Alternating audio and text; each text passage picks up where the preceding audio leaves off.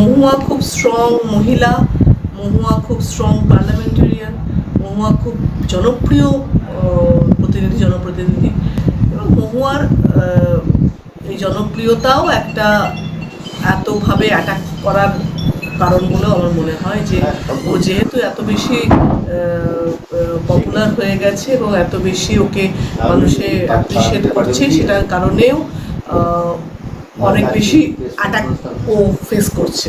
আর দ্বিতীয়ত হচ্ছে যে এথিক্স কমিটি যে প্রশ্নগুলো করেছে তাতে তো শুধু ও আপত্তি করেনি, পুরো বিরোধীরা সবাই আপত্তি করে বেরিয়ে এসছে।